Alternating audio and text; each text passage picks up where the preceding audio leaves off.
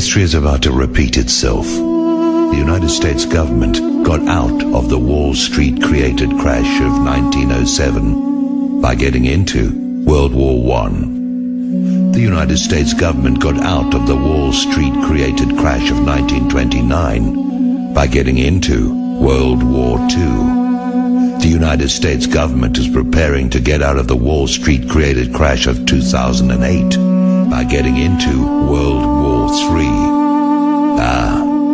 But there's a problem. In this version of the global mistake, it is the United States that is the initiator and aggressor. Germany was smart enough to refuse the role this time around. And since the end of the 19th century, every major war has been lost by the nation that started it. In the previous 2 world wars, the United States was a manufacturing titan. That is no longer true. The post-World War II boom years created a management void that was filled by Harvard Business School's scientific management and the MBA, creating a corporate culture with little interest in and even less respect for the actual making of products. At the end of World War II, there were over 30 US companies manufacturing TV sets.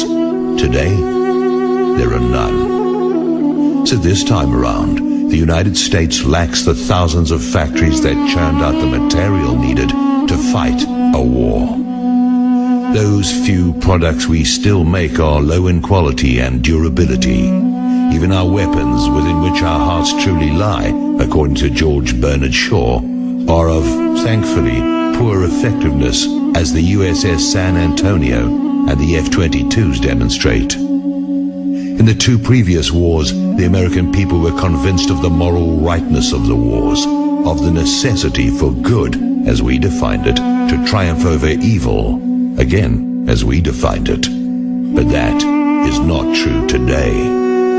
Americans know that the US government is engaged in an invasion for economic reasons against innocent nations on the basis of lies, such as that about Saddam's non-existent nuclear weapons.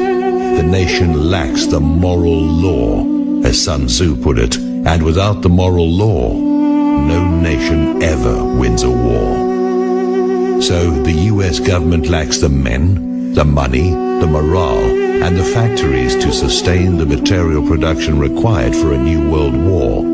And somewhere on the road to defeat, when the US government is finally confronted with the inescapable reality that they cannot win a conventional war, the president will pull that plastic card from his wallet and read off the code numbers. And once more, the United States will be the only nation in history to actually use nuclear weapons of mass destruction on the civilians of another country. Murdering a few billion people to clean up your credit score strikes me as rather extreme. But that seems to be where the government is going.